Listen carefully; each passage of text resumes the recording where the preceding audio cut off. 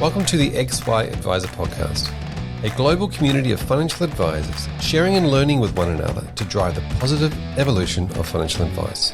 To get involved, go to xyadvisor.com or simply download the XY Advisor app.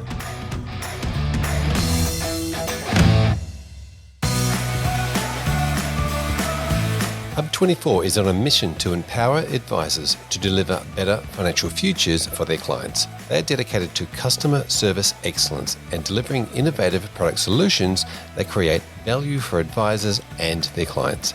These are just some of the reasons why advisors rate them number one for overall satisfaction and why their managed portfolio solution has been rated best in market 5 years running. Hub24 believes nothing happens in isolation. So they're working together with advisors, licensees, and industry leaders to leverage their data and technology expertise to help solve key challenges in the delivery of financial advice, so more Australians can access cost-effective advice.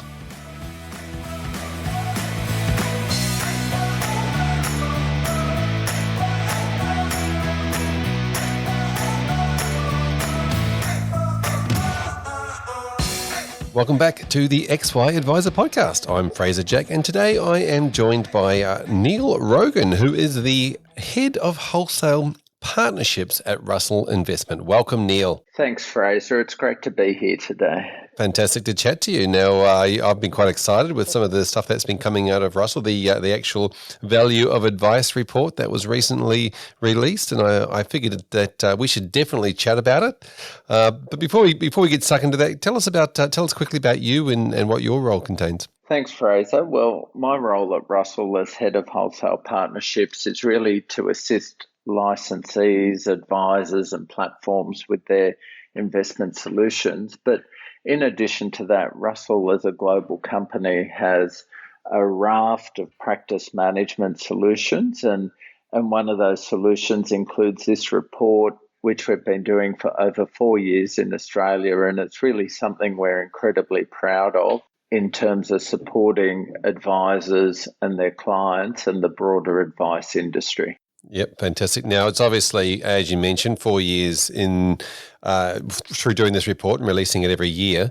And it's fascinating, isn't it, when you've been doing something for 4 years and you start seeing the results come in. And you're right. This is something that I've heard and have spoken about many times in the past, which is, what is the tangible amount of money or percentage that a financial advisor or financial planner can provide by advising clients?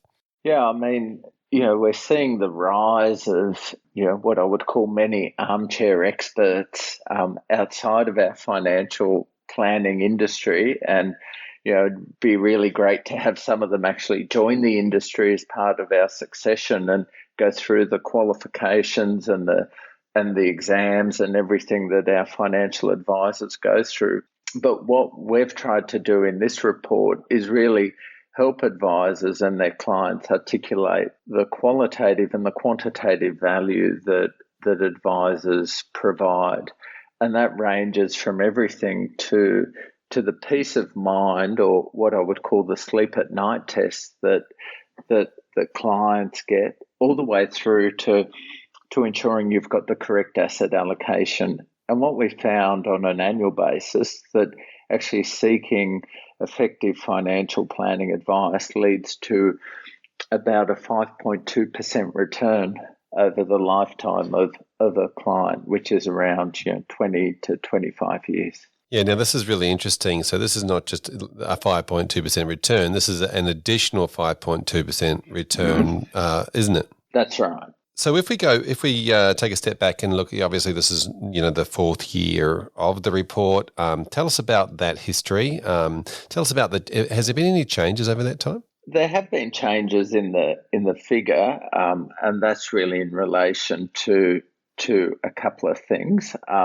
Firstly, it's in relation to the tax and the opportunities that exist around tax rates and tax advantages through the superannuation scheme, and clearly around asset allocation and markets. But if you look at around behaviours and how clients allocate to cash, those things have remained relatively stable over the last 4 years, and the percentage amount has remained, somewhere between, 4.9 and, what are we at today? 5.2, Yep. 5.2% over that period. I think the other point for us is that we don't have a business without the support of the advisors at a global level. And therefore, this type of report is something we do at a global level, and we apply the figure and also the various behaviours and attributes at a local level. So I like to say we're a global company. We have global frameworks that we apply locally for the benefit of our clients and their advisors. I love a good made-up word, glocal. Nothing like the creation of a noun. Yeah, why not? Oh, that's how podcast was created. 2 words put together. Hey, let's go to the study behind it, because it's good to have a report, but we also want to know about the numbers behind it. And I'm looking here that there was about 8,000 individuals from a size of a study. As you mentioned before, you've got global research as well as regional and local data. Tell us about the actual study itself. Yep. So we use local data and data that we have based on the magnitude of our advised clients, and we use that data to determine these numbers. And that's why you're seeing things like the expertise that we say that's actually priceless, because you can't put a figure on the education, the engagement, the efficiency, and the enrichment that the financial planner's expertise adds to their clients' lives. Yeah, I think that within the expertise, and we'll get into those particular areas, or those principles in a moment. But there is an area there that you talk about expertise, and we'll sort of get to it then. But I think a lot of it is around that emotional, trying to find some tangible emotional growth, which I'm keen to get stuck into. So just when I look at the paper itself and I look at the report, it's fairly clearly broken up into sort of 5 sections. Our 5.2% is made up of 5 different areas, and I think probably the best thing to do is to go through all those. But before we do, it's sort of set out as A, B, C, E, and T. Let's just quickly go through what that A, B, C, E, and T are. Yep. So, A is not really for Apple as we teach our children. It's actually for asset allocation and ensuring that, the asset allocation matches the client's life stage, and also matches the client's propensity or risk profile. B is around a range of behaviours, and there are a number of behaviours, and we'll go into these. I find this and the expertise 2 of the most fascinating things around financial advice, and I think most advisors would find those things probably the most fascinating. C is for cash, and really around how you optimise what you're holding in cash. So that's the A, B, C. We don't have a D at the moment, but I would like us to have one day. And then We'll make up a new word. Yeah, that's right. We'll create one. We've got a G now. E is for expertise, and the expertise that advisors bring to the party. And then T is for tax, and that's really around the tax efficiency of how portfolios are managed, but also taking advantage of certain tax benefits that may exist within the structures for various types of clients. And that ranges from everything from the various government allowances that are available for retirees, for people in aged care, all the way through to childcare allowances and those kinds of things. Yeah. Now, tax is a big area. We'll get to that, obviously. If it was just tax deductions, then there's your D. You could have slipped it in between, but tax is a bigger section than just deductions. Let's kick it off. Let's start with the A, appropriate asset allocation. I better make sure I get that word out, and that's something that we're contributing to 1.1% better off by consumers or clients having or knowing that they're in the correct asset allocation. Yeah, I think this is a fairly fundamental piece of financial planning. And certainly when I joined the industry many decades ago, it was a rule of, subtracting your age away from 100, and that portion of assets would go into growth assets, and the remainder would go into into more conservative assets. Um, But now there's more of a blend of art and science into determining risk profiles, which sits around what client preferences are, how long they're wanting to work for, what their current age is, and so really ensuring that you're in the appropriate asset allocation that's aligned to your goals and objectives, rather than potentially selecting the default. Can lead to a 1.1% difference, which is in a very low return environment for cash at the moment. 1.1% is potentially higher than the effective cash rate that we have today. Yep. Now, you mentioned the concept of, the understanding, the consumer understanding, or the knowledge gap that comes into that. How important is that? The fact that, it feels to me like a big chunk of this is around consumers not really being engaged with their asset allocation because they're just not knowing. Yeah, I think that's a really good point, and where the advisor can make a difference is really actually sitting down with the client, and having a conversation about what risk is, and understanding their various risk tolerances and those kinds of things. I think most people would think, and there's a study that shows this, that most people who are in, say, the Gen Y age group want their superannuation savings in a guaranteed option. And is that really the best thing that they should be doing as a what's Gen Y, 25 to 35 year old, when potentially they've got 20 or 30 years of work ahead of them? And so having those kinds of conversations and making the various trade-offs around having a portion maybe in a guaranteed option and a larger amount in growth your assets and those kinds of things is a worthy discussion. Yeah, it certainly is, and if you're putting a number on it, because I think it's hard for that generation to understand that paying a financial advisor, a decent fee will return them such a benefit, but actually having that number and then to be able to quantify that over their life, life expectancy, or their amount of time they have left between now and when they retire, or between now and when they're likely to engage a financial advisor is probably an interesting conversation for advisors to lean into having these conversations with younger clients. Yeah, most definitely, because these types of clients are likely to have they've got the assets that are growing, as opposed to many clients who are, say, the baby boomer generation who are drawing down on assets. And then you've got people like me who are in the Gen X. I call myself the sandwich generation.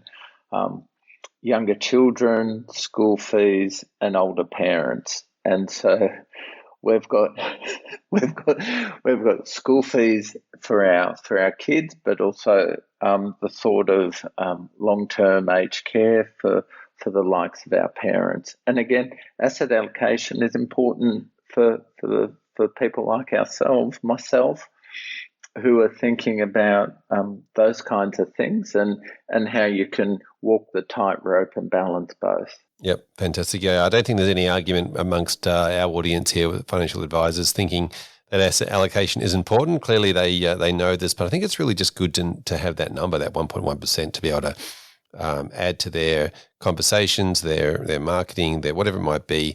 And I think this report certainly provides the evidence behind that. So that, appreciate that. Mm-hmm. Let's get into the B.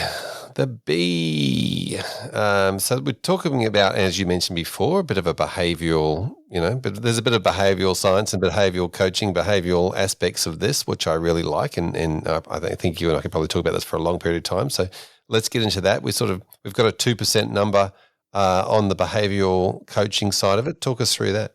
Yep. So we've determined a 2% figure here, which is really a behavioural economic figure. But I think more broadly, the role that a financial advisor plays in this space is really what I would call saving people from themselves. And so so being able to actually buy when assets are priced appropriately and sell at the right time is really, really important. And one of the things many people do, and this is the study that we've done, I think in the report, we talk about some analysis that we've done from 1984 all the way through to 2021.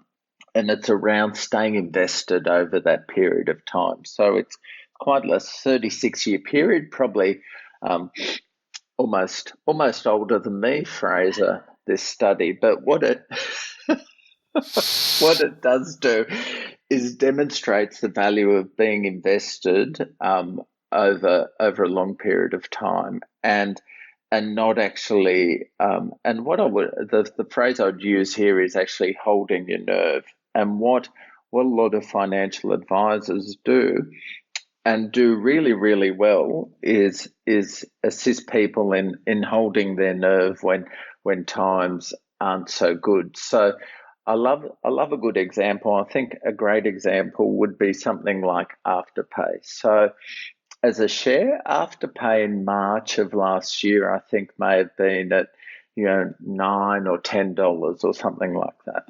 And so if I'd have bought Afterpay in December of 2019 and I get to March 2020 and Afterpay gets to $9 and I sell out, Afterpay today is trading at, I don't know, $120. Say it's trading at $120.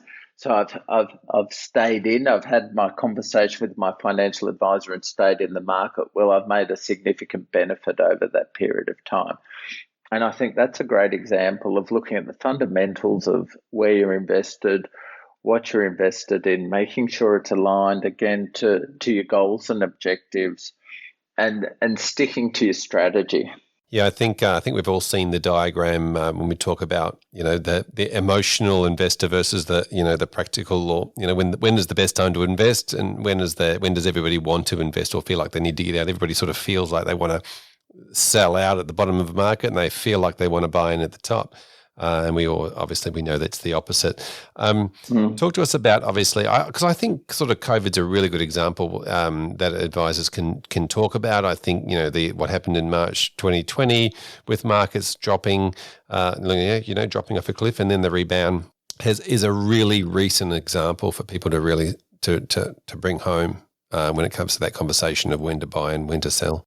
Oh, most definitely. And if we look at the increase even in first-time investors from March last year all the way through to this year, I think there are close to 700,000 more investors who've actually purchased shares. So I think there was around 1.6 million people who had shares, and that has increased by another 700,000 over that period.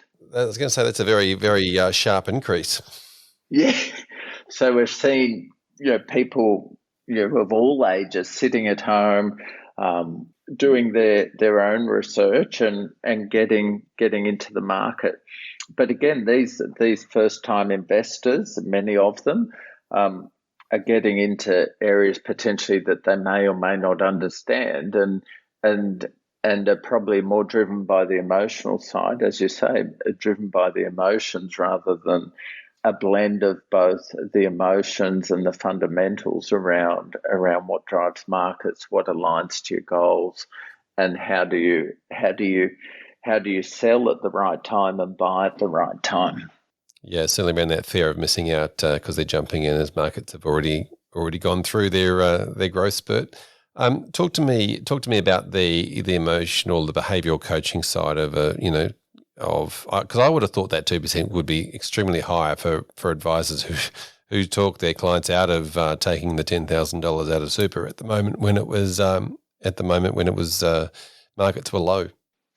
Yeah, and I mean this is really an average. There may be some where it's significantly higher, and there may be others where it's potentially in negative territory. For someone like me, I'm probably a financial advisor's worst nightmare because I'm an opportunist. So I would be I would be the kind of person who would be jumping onto everything, with the exception of maybe crypto because I don't understand it. But I'm happy to learn about it. But certainly someone like myself, I need to be saved from myself, and so I think my number personally would actually be probably quite a lot higher because um, I'm likely to probably buy at the wrong time and sell at the wrong time because being an opportunist and also being potentially slightly emotional about where markets are at and where things are at, and reading the headlines. Firstly, people sometimes like me don't want to miss out and therefore will potentially sell at the wrong time and then buy at the wrong time. And we only have to look at the headlines at the moment about housing in every capital city and every regional town in Australia to see that some people would think it's easier to sit at home and just buy houses, and they would earn more money than actually having the prudence of working and saving and building a future retirement. Yeah, it's, I think of some of that messaging is also within the media and within there's a lot of messaging out there, I guess, when it comes to what's available, and there's a lot of hype. And but yeah, I think this section of behaviours is a super important part, and that sort of, as we sort of mentioned, the first part about the asset allocation was 1.1. The behavioural coaching is around 2. It takes up to 3.1 already. Better off over a longer period of time, and just going back to this study. Of course, this is a lot of over a longer period of time study, isn't it? Yep.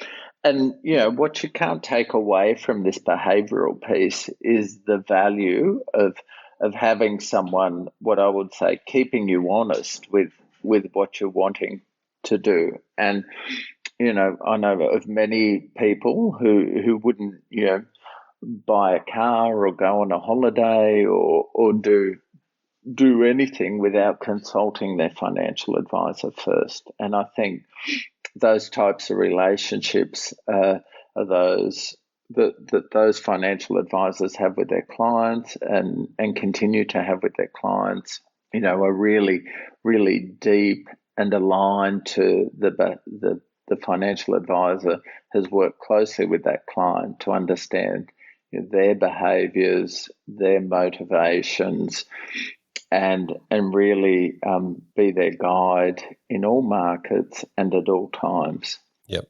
I was going to say I behave better when I've got my accountability buddy next to me or keeping me honest. So I think that's you've hit the nail on the head there with regards to having somebody to bounce those decisions off. So fantastic. That takes us through the behavioural section of the report. Let's get into the C. Yeah, the C, which is around, really around, not holding the cost of holding too much cash, and having that money invested and working for you rather than having it allocated to cash. I could talk about this for for 15 minutes, but I don't want to say cash is boring, but it's really around how you optimize the assets that you have to invest to get the best kind of outcome that matches your risk profile. And having an over allocation to cash may not be the most appropriate thing to do. And that is also dependent on the life stage of the client as well. Yeah, cash has been really interesting, isn't it? When it's at below inflation rates, and the real return is in the negatives. And actually, somebody posed to me the question once: does that make it a high risk asset all of a sudden? Constant losses to your portfolio.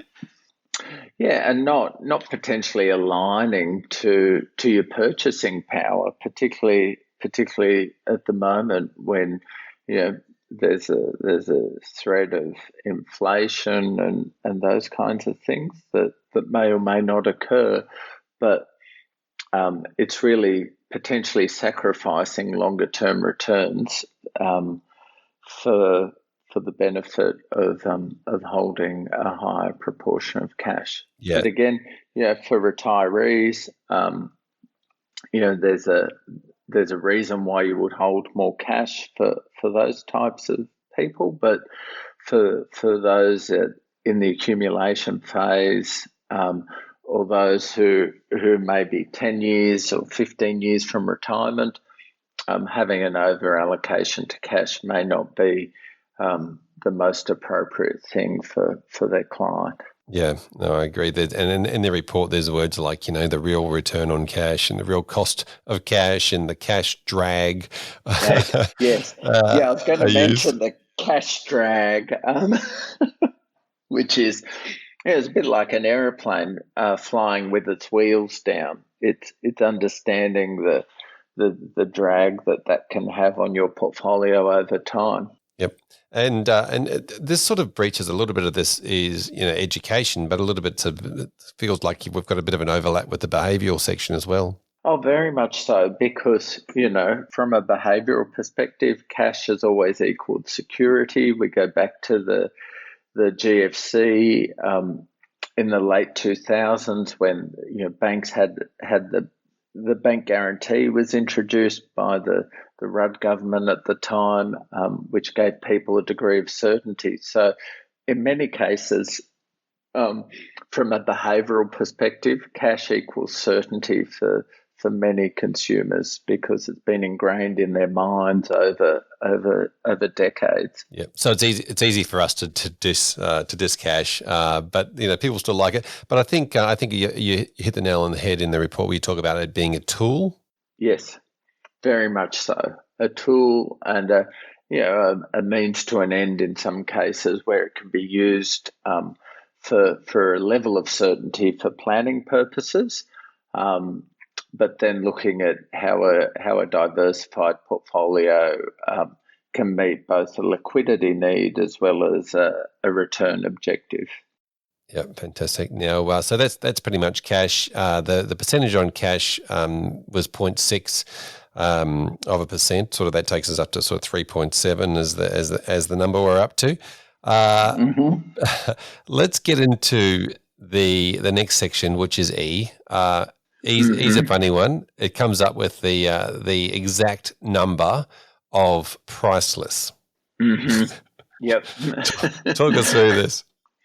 Well, what I would say to this is that you really can't put a value on peace of mind, and therefore, what value do you put on something like that? Where from a consumer perspective, how you can educate a client in their financial literacy so that they have more confidence in many of the things that they're doing, is really the first step in sharing that expertise. The second part is around how you engage with that client. And, research suggests that, the engagement and tracking to goals and having milestones along the way actually leads to a high level of engagement, but also a high level of education with your client. So it's a twofold piece. And then, again, the financial advisor's expertise in being able to structure things appropriately, educate a client, and then engage with a client, and there's regulations around that now anyway, so that those conversations occur. Actually making that more efficient for a client where they're not having to, research these things. They know when they can buy things. They know when they can sell things. They know when they can go on holidays.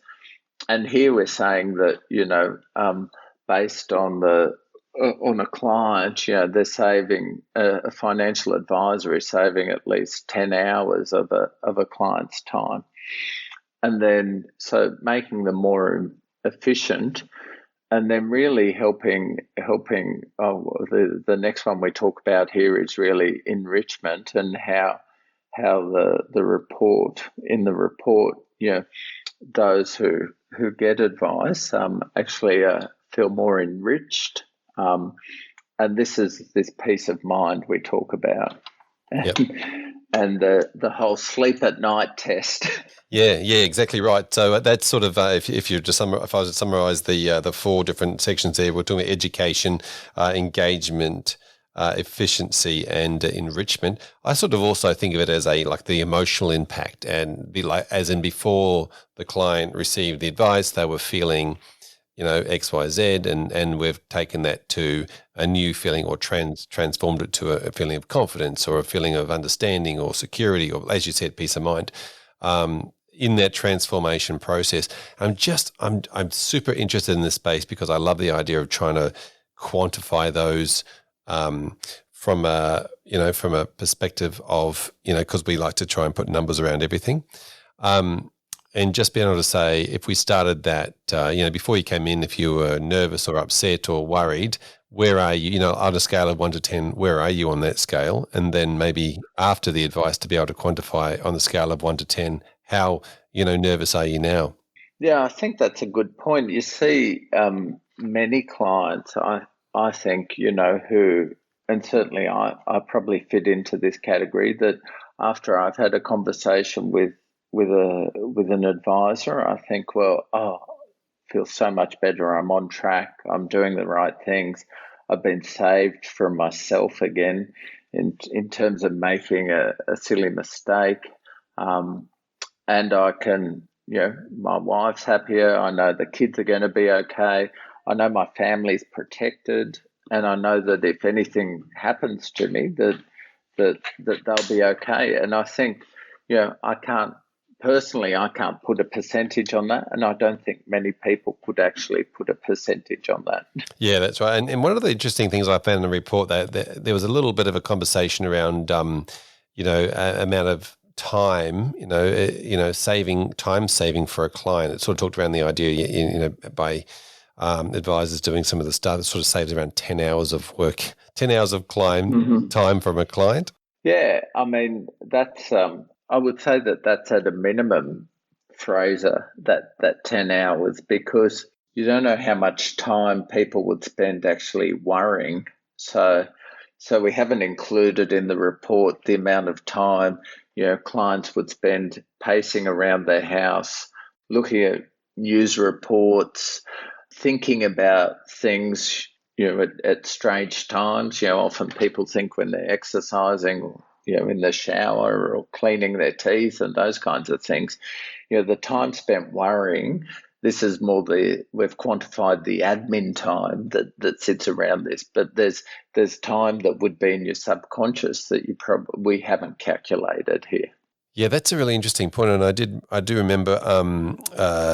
I think it might have been Core Data put out some stuff at one point that talked about how often people worry. It might have been like, hey, do you worry once a week, once a month, once a day type thing. So that's another interesting set of facts, but probably something that advisors can implement in their conversation or in their fact find. How much time are you spending worrying about this and this, and then to be able to go back and ask that same question after the advice, and then to be able to come up with some sort of a number that says, we've been able to save you this much time worrying as part of the value of the advice we provide. Yep, exactly, because we're doing the worrying for you. You don't need to worry. Fantastic.